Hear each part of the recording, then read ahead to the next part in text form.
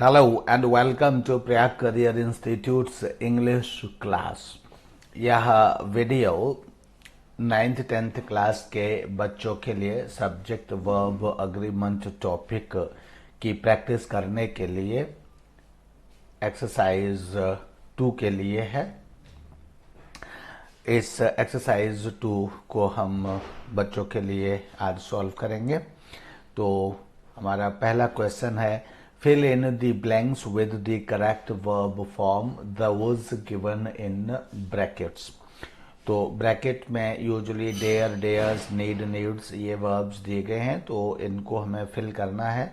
तो फिल करने से पहले मैं एक बार मैं बता देता हूँ कि जब dare as an auxiliary verb use की जाती है तब ये यूजुअली नेगेटिव नॉट के साथ यूज होती है एंड या फिर इंट्रोगेटिव फॉर्म में यूज होती है। एंड जब ये मेन वर्ब की तरह यूज होती है तब इसके साथ वही व्यवहार किया जाता है या इसको उसी तरह से ट्रीट किया जाता है जैसे किसी मेन वर्ब को ट्रीट किया जाता है। तो आइए लेट्स स्टार्ट। तो शी यहाँ पर ब्लैंक नॉट कम बिफोर मी, तो चूंकि नेगेटिव नोट यहाँ आया हुआ है, तो नेगेटिव नोट जब ऑलरेडी आया हुआ है तो इसका मतलब है कि यहाँ डेयर का use as a modal auxiliary verb यहाँ किया जाना है। तो इसलिए डेयर और डेयर्स में से डेयर्स तो मेन वर्ब के रूप में है, इसलिए मॉडल ऑक्सिलरी वर्ब के रूप में डेयर नॉट यूज किया जाता है। तो यहाँ पर फर्स्ट सेंटेंस में dare not come before me हो जाएगा, जिसका मतलब हो जाएगा that she does not have courage to come before me, means in front of me. The second sentence is he not do it. तो यहाँ भी देखिए ही नॉट डू इट है, तो यहाँ भी क्या हो जाएगा, यहाँ नीड्स तो मेन वर्ब की तरह है, तो इसलिए नीड नॉट यूज होता है, या तो डेयर नॉट या नीड नॉट यूज होता है। तो ही या नॉट ऑलरेडी है, तो ही नीड नॉट डू इट। इस तरह से ये सेंटेंस भी हो जाएगा, यानी यहाँ नीड आएगा क्योंकि नीड नॉट यूज होता है। Third sentence is he blank space to challenge me. तो यहाँ पे देखिए टू है और उसके बाद फिर चैलेंज, यानी इसको इन्फिनेटिव बनाया गया है। जब इन्फिनेटिव बनाया गया है तो इसका मतलब है कि ये इन्फिनेटिव किसी मेन वर्ब का या तो सब्जेक्ट बनेगा या ऑब्जेक्ट बनेगा या उसका कॉम्प्लीमेंट बनेगा। तो यहाँ क्या है, डेयर और डेयर्स है, तो डेयर का तो कॉम्प्लीमेंट ऑब्जेक्ट हो ही नहीं सकता, क्योंकि जो यहाँ भी वर्ब आएगी वो फिर ही के अकॉर्डिंग आएगी। तो इसलिए यहाँ ही डेयर्स टू चैलेंज में हो जाएगा, यानी कि डेयर यहाँ पर मेन वर्ब की तरह यूज किया जाएगा, और मेन वर्ब की तरह यूज करने में ये सिंपल प्रेजेंट टेंस में डेयर्स के रूप में होगा, यानी कि ही सिंगुलर वर्ब है, तो सिंगुलर वर्ब के साथ सिंगुलर फॉर्म में सिंपल प्रेजेंट टेंस के अकॉर्डिंग यहाँ पर डेयर्स के रूप में यूज होगा। फोर्थ सेंटेंस इज शी, यहाँ फिर से देखिए टू गो, यानी कि इन्फिनेटिव के फॉर्म में यहाँ एक वर्ब ऑलरेडी आई हुई है, तो इसलिए यहाँ पर हमको मेन वर्ब की आवश्यकता है। एंड मेन वर्ब इसमें से क्या है, नीड तो हमेशा नॉट के साथ आएगा अगर यहाँ आएगा तो, इसलिए नीड्स यहाँ पर आएगा। She needs to go very early. अब नीड्स यहाँ पर मेन वर्ब हो गया तो उसके साथ ये इन्फिनेटिव सेट हो जाता है। She needs, what does she need to go very early, इस तरह से नीड्स का ऑब्जेक्ट हो जाता है ये यहाँ पर। Fifth sentence is Ram and blank not tell a lie. तो यहाँ पर नॉट है, तो इसका मतलब है कि नॉट के साथ यहाँ में ऑक्सिलरी वर्ब चाहिए, तो ऑक्सिलरी वर्ब के रूप में डेयर्स और डेयर में से क्या यूज होता है, डेयर यूज होता है, तो इसलिए यहाँ पर Ram dare not tell a lie यहाँ पर इस तरह से आएगा। Sixth sentence is I wish my father. तो जो आई विश है ये सब्जंक्टिव मूड कह सकते हैं इसको, या इमेजिनेटिव सेंटेंस होता है, यानी इसमें एक ऐसा कल्पना वाला होता है जो कल्पना अब पूरी नहीं हो सकती। तो इस तरह के इस कल्पना वाले सेंटेंसेस में जो वर्ब होती है वो पास्ट फॉर्म में प्लुरल आती है, चाहे सब्जेक्ट सिंगुलर हो चाहे सब्जेक्ट प्लुरल हो। तो इस स्थिति को या इस रूल को देखते हुए आई विश के साथ यहाँ जैसे काश, आई विश की हिंदी कहती है काश या मेरी इच्छा है, माई फादर। तो यहाँ जैसे मैंने कहा कि प्लुरल पास्ट की प्लुरल वर्ब आती है, तो पास्ट की प्लुरल वर्ब यहाँ पर क्या है, वर है, तो इसलिए यहाँ वर हो जाएगा, माई फादर वर अलाइव, ये हो जाएगा सेंटेंस, यानी कि यहाँ पर वर आएगा। सिक्स्थ सेंटेंस के ब्लैंक में यहाँ पर वर आएगा। सेवंथ सेंटेंस के शुरू में ही ब्लैंक है, तो यहाँ blank he in England to see the coronation, तो ये भी क्या है, ये भी इमेजिनेटिव ही सेंटेंस है। लास्ट में एक्सक्लेमेटरी साइन लगा हुआ है, इसका मतलब है यहाँ कोई या तो एक्सक्लेमेटरी बात या फिर इमेजिनेटिव बात ही लिखी जानी है सब्जंक्टिव मूड में। तो इसलिए भी क्या हो जाएगा, ये दो तरह से यूज होता है, आई wish my father were alive या फिर आई विश छोड़ करके वर माई फादर अलाइव, ऐसे भी कह सकते थे इसको। तो वही पैटर्न यहाँ पर यूज होगा, यानी ही इन इंग्लैंड तो लिख दिया है, तो इसका मतलब है कि वर को हम यहाँ आगे लिख सकते हैं। वर ही इन इंग्लैंड, इसका भी मतलब क्या होता है, if he were in England. Were he in England का मतलब क्या होता है, वर ही if he were in England, इसका भी मतलब यही होता है, to see the coronation. Coronation का मतलब होता है राज तिलक की तैयारी, या जो मतलब जो जो जो पावर जो ट्रांसफर की जाती है एक राजा से दूसरे राजा को, उसकी राज तिलक ही कह सकते हैं, तो उसकी तैयारी को हम कोरोनेशन, राज्याभिषेक कह सकते हैं। तो राज्याभिषेक की तैयारी या राज्याभिषेक कराना।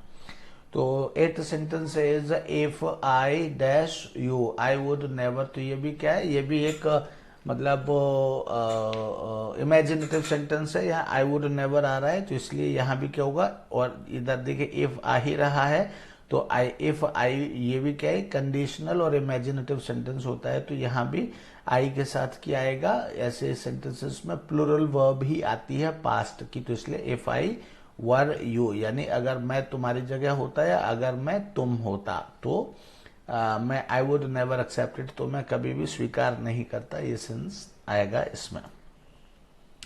In the same way, correct the following sentences। अब 8 सेंटेंस तो ये थे, 8 सेंटेंसेस इसके। अब इसके बाद है correct the following sentences। इसमें सेंटेंसेस रॉन्ग फॉर्म में हैं, तो अब इनको करेक्ट करना है।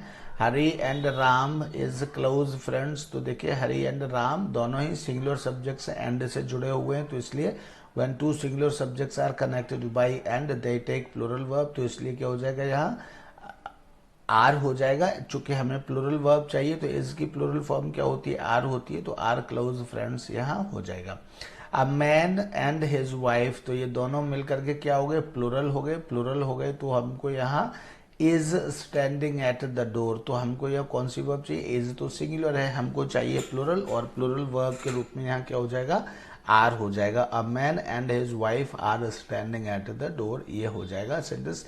Third sentence is your house and mine, तो योर हाउस एंड माइन का मतलब है your house and my house, तो इस तरह से कितने हाउस हो गए, 2 हाउस हो गए, यानी सब्जेक्ट कैसा हो गया, प्लूरल हो गया। प्लूरल होने पर हमको यहाँ वर्ब कैसी चाहिए, प्लूरल चाहिए, तो प्लूरल वर्ब क्या होगी, यहाँ पर हैव हो जाएगी, क्योंकि हैज का जो प्लूरल फॉर्म होती है वो हैव ही होती है। द फादर एंड सन, यहाँ पर ये इस तरह का सेंटेंस अभी पहले फर्स्ट एक्सरसाइज में भी आया था, तो फादर एंड, या वैसे तो यहाँ चूंकि आर्टिकल नहीं है तो एंड सन एक ही व्यक्ति हो सकता है, उस तरह से तो ये सेंटेंस सही है। लेकिन अगर हम यहाँ पर द सन लगा दे तो फिर यहाँ वर हो सकता है, अदरवाइज ये सेंटेंस मेरी दृष्टि में सही है। Fifth sentence is Mohan and his friend, तो चूंकि मोहन और फ्रेंड ये दोनों क्या हो गए, ये दोनों सेंटेंसेस अलग अलग हो गए, मोहन अलग है और फ्रेंड अलग है, तो 2 सिंगुलर सब्जेक्ट एंड से जुड़े हुए हैं, इसलिए यहाँ वर्ब क्या होगी, वर्ब यहाँ पर प्लूरल होगी, तो इसलिए Mohan and his friend were travelling, यानी वर्स की प्लूरल क्या होती है, वर होती है, तो Mohan and his friend were travelling together, यह हो जाएगा। Sixth sentence a car and a scooter has collided, यहाँ भी अ कार एंड स्कूटर कितने, 2 सब्जेक्ट हो गए जो एंड से जुड़े हुए हैं, तो 2 subjects together connected with and क्या हो जाते हैं, प्लूरल हो जाते हैं, और प्लूरल होने पर इनको वर्ब कैसी चाहिए, प्लूरल चाहिए, तो इसलिए प्लूरल वर्ब, यहाँ ये वर्ब कैसी है, सिंगुलर है, तो इसकी प्लूरल फॉर्म क्या हो जाएगी, हैव, हैज की प्लूरल फॉर्म हैव हो जाएगी, तो यहाँ हैव आएगा, have collided. Seventh sentence I and my friend, यहाँ भी कितने व्यक्ति हो गए, 2, एक तो आई और माई फ्रेंड 2 व्यक्ति हो गए, तो दोनों को मिला करके एंड से जुड़े हुए हैं तो प्लुरल हो गए। प्लुरल होने पर हमको वर्ब भी प्लुरल चाहिए। तो वॉज कैसी है, वॉज तो सिंगुलर वर्ब है, इसलिए वॉज को किस में चेंज करना पड़ेगा, वॉज का प्लुरल क्या होता है, वॉज का प्लुरल वर होता है, तो यहां पर हमको वर लिखना पड़ेगा। I and my friend were injured, ये हो जाएगा। Eighth sentence is the great orator and scholar have been honored। तो the great orator and scholar, यहां भी देखिए इसके साथ आर्टिकल तो है नहीं। जब इसके साथ कोई आर्टिकल नहीं है, इसका मतलब ऑरेटर और स्कॉलर दोनों एक ही व्यक्ति हैं, और एक ही व्यक्ति हैं तो ये सिंगुलर हो गया। और जब सिंगुलर हो गया तो इसके साथ हमको सिंगुलर वर्ब चाहिए, एंड हैव की सिंगुलर वर्ब होती है हैज, तो इसलिए the great orator and scholar has been honoured, ये हो जाएगा। ये अमेरिकन स्पेलिंग HONOR होती है, इसलिए यहाँ ऑन, और ब्रिटिश स्पेलिंग HONOUR होती है, तो इसलिए इसके साथ अंडरलाइन रेड अंडरलाइन इसके साथ आ रही है। तो द ग्रेट यहाँ हैव के साथ हैज आ जाएगा और हो जाएगा has been honoured passive voice में। Ninth sentence the noted actor and a musician, यहाँ भी देखिए एक्टर और म्यूजिशियन के साथ में, एक्टर के साथ में तो आर्टिकल दी है लेकिन म्यूजिशियन के साथ में नहीं है। इसका मतलब है एक्टर और म्यूजिशियन दोनों एक ही व्यक्ति है। एक ही व्यक्ति होने के कारण ये सिंगुलर सब्जेक्ट हो जाएगा, मान लिया जाएगा, और सिंगुलर सब्जेक्ट होने के कारण यहाँ हमको वर्ब भी सिंगुलर फॉर्म में चाहिए होगी, जबकि अभी आर आया हुआ है, यहाँ पे आर प्लुरल वर्ब होती है, तो हमको सिंगुलर वर्ब चाहिए। तो आर की सिंगुलर फॉर्म क्या होती है, इज होती है, इसलिए the noted actor and musician is giving a demonstration यहाँ पर हो जाएगा, यानी कि इज फॉर्म आ जाएगी यहाँ पर।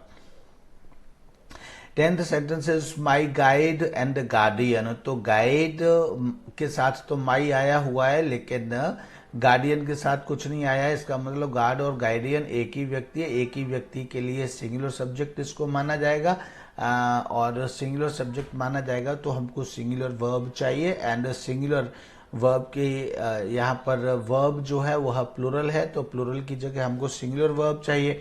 तो इसका आर का सिंगुलर क्या हो जाएगा, इज हो जाएगा, इसलिए माई guide and guardian is here today, यानी यहाँ पे 10th सेंटेंस में आर की जगह पर इज आ जाएगा। 11th sentence is the chairman and director are going to preside over the meeting, तो यहाँ भी देखिए द चेयरमैन, चेयरमैन के साथ दी आया है, डायरेक्टर के साथ में दी या और कोई आर्टिकल नहीं आया है। इसका मतलब it means chairman and director both are the same person, and जब both are the same person तो इसको क्या माना जाएगा, सिंगुलर सब्जेक्ट माना जाएगा। एंड जब सिंगुलर सब्जेक्ट माना जाएगा तब यहाँ पर सिंगुलर वर्ब की आवश्यकता होगी। ये जो वर्ब है आर, ये प्लुरल है, तो चूंकि हमको सिंगुलर वर्ब चाहिए तो सिंगुलर आर की सिंगुलर क्या होती है, इज होती है, तो हमें ये कंफर्म ये हो जाता है कि चूंकि दोनों एक ही व्यक्ति हैं तो इसलिए सिंगुलर वर्ब आएगी और आर की सिंगुलर इज होती है। तो यानी कि अगर हम डायरेक्टर इज गोइंग लिख दें तब ये सेंटेंस सही हो जाएगा। तो इस तरह से ये सेंटेंस 11th सेंटेंस में director is going to preside over the meeting, ये सेंटेंस इस तरह से सही होगा। Now is 12th sentence. 12th sentence में देखिए थोड़ा सा, हाँ 12th सेंटेंस में अब द गवर्नर एंड चांसलर, तो द गवर्नर एंड चांसलर ये फिर से उसमें चला गया, चलिए थोड़ा सा मैं दोबारा से कर the governor and chancellor of, ये यहाँ पे देख द गवर्नर एंड चांसलर, तो यहाँ भी गवर्नर के साथ तो आर्टिकल है लेकिन चांसलर के साथ नहीं। इसका मतलब दोनों व्यक्ति कौन है, एक ही है, और एक ही है तो सिंगुलर सब्जेक्ट माना जाएगा। सिंगुलर सब्जेक्ट माना जाएगा तो इसके साथ जो वर्ब आएगी वो भी सिंगुलर आएगी। तो यहाँ वर्ब क्या आई है, have. The governor and chancellor of the university have passed to this ordinance, तो चूंकि हैव प्लुरल वर्ब है लेकिन हमको कौन सी चाहिए, हमको हैज चाहिए, सिंगुलर चाहिए, सिंगुलर वर्ब इसकी हैज होती है, तो इसलिए यहाँ 12th सेंटेंस में हैव को हटा करके हैज लिख दिया जाएगा, तो यह सेंटेंस सही हो जाएगा, करेक्ट हो जाएगा। Pen and ink are my first requirement, तो यहाँ पिछली एक्सरसाइज में भी यह बात कही गई थी कि अगर दो सिंगुलर नाउन है और वो एंड से जुड़े हुए हैं और लेकिन वो किसी एक ही चीज की ओर इशारा करते हैं तो उनको सिंगुलर सब्जेक्ट ही माना जाता है और उनके साथ सिंगुलर वर्ब ही आती है। तो पेन एंड इंक इधर तो ये अलग अलग है, लेकिन यहाँ पर ये क्या बन रहा है, दोनों जुड़ करके एक चीज बन रहे हैं, requirement.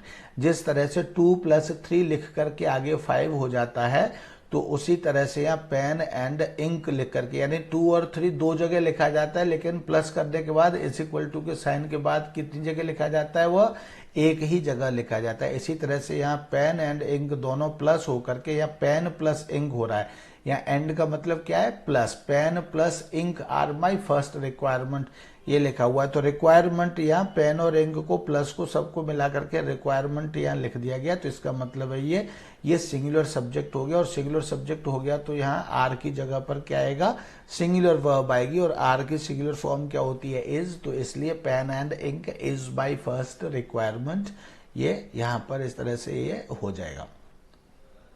14th sentence, the crown and a glory of life. तो क्राउन एंड ए ग्लोरी दोनों चीजें क्या है, दोनों चीजें मिलकर के एक हो रही हैं। Of life departed, of life, दोनों चीजें मिलकर के एक हो रही हैं। तो इसलिए इसको क्या माना जाएगा, सिंगुलर सब्जेक्ट माना जाएगा। और सिंगुलर सब्जेक्ट के साथ क्या, कौन सी वर्ब लगेगी, सिंगुलर वर्ब। एंड हैव क्या है, प्लूरल वर्ब है, इसकी सिंगुलर फॉर्म क्या होती है, हैज होती है। तो इसलिए हैज डिपार्टेड आ जाएगा, यानी 14th सेंटेंस में हैव को हटा करके हैज लिखा जाएगा, तब सेंटेंस सही होगा। 15th sentence, rice and fish make my favourite dish. तो यहाँ भी देखिए राइस और एंड फिश ये दोनों अलग अलग है, लेकिन राइस प्लस फिश लिखेंगे यहाँ पर तो ये डिश बन जाएगा। तो इसलिए क्या होगा, इसलिए इसको सिंगुलर सब्जेक्ट माना जाएगा। और जब इसको सिंगुलर सब्जेक्ट माना जाएगा तब ये क्या हो जाएगा, मेक की जगह मेक्स हो जाएगा। Rice and fish makes my favourite dish हो जाएगा, makes my favourite dish. 16th is milk and honey. इसी तरह से जैसे राइस एंड फिश मिल करके एक फेवरेट डिश बन रहा है, उसी तरह से milk plus Honey becomes a rich tonic. तो यहाँ ये एक चीज बन रही है, यहाँ दो है लेकिन यहाँ पर ये एक बन रहा है। जब ये इस तरह से दो चीजें मिलकर के एक बनती हैं तो उनको सिंगुलर सब्जेक्ट माना जाता है, और सिंगुलर सब्जेक्ट के साथ सिंगुलर वर्ब आती है। चूंकि आर प्लूरल वर्ब है इसलिए इसके साथ क्या आएगी, सिंगुलर वर्ब आएगी, और सिंगुलर वर्ब क्या है, इज है। तो milk and honey is a rich tonic, यह हो जाएगा, milk and honey is a rich tonic. 17th sentence is truth and honesty. तो जिस तरह से मिल्क एंड हनी ये मिलकर के एक चीज बन रही है, उसी तरह से ट्रूथ एंड ऑनेस्टी मिलकर के ये पॉलिसी बन रही है। तो इसलिए इसको भी क्या माना जाएगा, सिंगुलर सब्जेक्ट माना जाएगा, और सिंगुलर सब्जेक्ट के कारण यहाँ सिंगुलर वर्ब आएगी। तो इसलिए यहाँ भी क्या हो जाएगा, इज हो जाएगा। Truth and honesty is the best policy हो जाएगा। 17th सेंटेंस में आर की जगह इज आ जाएगा। 18th sentence, the sum and substance of the matter are that his policy is bad. तो ये क्या है, द सम प्लस सब्सटेंस मिलकर के क्या बन रहा है, मैटर बन रहा है, और उसकी पॉलिसी बन रही है। तो इसलिए सम प्लस सब्सटेंस मिलकर के मैटर यानी एक चीज बन रही है। तो इसलिए यहाँ क्या हो जाएगा, इसलिए यहाँ भी हमको ये चूंकि सिंगुलर सब्जेक्ट माना जाएगा, सिंगुलर सब्जेक्ट माना जाएगा तो वर्ब भी हमको सिंगुलर चाहिए। तो इसलिए वर्ब चूंकि हमको सिंगुलर चाहिए तो आर की सिंगुलर इज होती है। तो यहाँ matter is that his policy is bad, यह हो जाएगा। यानी कि 18th सेंटेंस में आर की जगह इज आएगा, तब सेंटेंस सही होगा। 19th sentence, the joy and happiness of life. तो यहाँ भी जॉय एंड हैप्पीनेस क्या है, ये दोनों मिलकर के लाइफ बनते हैं, एंड इसलिए कम्स फ्रॉम ऑनेस्ट लेबर। यानी कि यहाँ भी हमको सिंगुलर वर्ब चाहिए, और सिंगुलर वर्ब कब बनती है, जब उसमें एस और एस जोड़ दिया जाता है तब वह सिंगुलर बनती है। तो इसलिए the joy and happiness of life comes from honest labour, ऐसा हो जाएगा। 20th sentence, bread and water are the basic need. ये पहले ब्रेड एंड वाटर के नाम से भी आया था ये सेंटेंस इस तरह का। तो ब्रेड एंड वाटर ये दोनों क्या है, एक नीड बन गए। ब्रेड प्लस वाटर हमारी बेसिक नीड बन गई। तो इसलिए क्या है, इसको सिंगुलर सब्जेक्ट माना जाएगा। सिंगुलर सब्जेक्ट के लिए सिंगुलर वर्ब आएगी। तो सिंगुलर वर्ब आर की क्या होती है, इज। इसलिए bread and water is the basic need, यानी कि आर की जगह पर इज आएगा। 21st sentence, the long and short of the matter are, यहाँ भी अभी द ट्रूथ एंड ऑनेस्टी अभी कहीं मैटर आया था, मैटर मैटर मैटर कहाँ आया था, कहीं आया था, ये the sum and substance of the matter, उसी तरह से यहाँ पर आया है the long and short of the matter are this. तो ये long and short of the matter ये मिलकर के क्या बन रहे हैं, दिस बन रहे हैं, तो इसलिए ये भी सिंगुलर सब्जेक्ट माना जाएगा, और सिंगुलर सब्जेक्ट माना जाएगा तो यहाँ पर आर की जगह पर यहाँ भी इज ही आएगा। Next sentence is 22nd, mercy and kindness. तो ये भी दोनों क्या बन रहे हैं, एक बन रहे हैं, क्योंकि are the teaching of all religions. तो सभी टीचिंग मतलब क्या बन रहे हैं, सभी रिलीजन की एक टीचिंग बन रहे हैं, यानी दोनों चीज एक ही हो रहे हैं, प्लस हो रहे हैं। तो इसलिए यहाँ मर्सी एंड काइंडनेस के साथ यहाँ क्या आ जाएगा, इसको सिंगुलर सब्जेक्ट की आवश्यकता होगी, तो यहाँ भी आर की जगह पर इज आ जाएगा। 23rd sentence, my father and I have known him for many years. तो यहाँ पे my father and I have known him for many years. तो यहाँ देखिए फादर एंड आई ये दोनों प्लूरल है और एंड से जुड़े हुए हैं, और एंड से जुड़े होने के कारण प्लूरल वर्ब आ रही है, तो इस तरह से ये सेंटेंस कैसे हैं, ये दोनों सही हैं। तो 23rd सेंटेंस जो है वह सही है। इसी तरह से 24th, you and he are. तो यहाँ भी देखिए यू एंड ही ये दोनों सिंगुलर सिंगुलर सब्जेक्ट्स हैं, या एक सिंगुलर एक प्लूरल है, तो इस तरह से ये दोनों अलग अलग नंबर और पर्सन के हो गए, एंड से जुड़े हुए, तो इनको प्लूरल वर्ब की जरूरत है। एंड आर क्या है, आर भी एक प्लूरल वर्ब है। तो इस तरह से you and he are well known here, ये इसका मतलब है कि इस सेंटेंस में कोई भी करेक्शन नहीं है, ये सेंटेंस भी सही है। इसी तरह से 25th, you and I have done our best. यहाँ भी यू और आई को प्लूरल वर्ब की जरूरत है, दोनों अलग अलग पर्सन होकर के प्लूरल सब्जेक्ट बन रहे हैं, तो इसलिए यहाँ I have done our best ये भी कैसा है, ये भी सेंटेंस ठीक है। इसका मतलब हुआ कि ये 23, 24, 25 में किसी करेक्शन की आवश्यकता नहीं है, पहले से ये तीनों सेंटेंस ठीक है, करेक्ट हैं। तो इस तरह से आपकी second exercise of subject verb agreement की आपकी हो गई है। इस एक्सरसाइज में इतना ही, मतलब इस वीडियो में इतना ही। एंड एक एक्सरसाइज मतलब अगली एक्सरसाइज अब आपके अगले वीडियो में आपको दी जाएगी, तब तक आप इस एक्सरसाइज की प्रैक्टिस करें, अगले वीडियो के लिए वेट करें। Thank you and bye bye.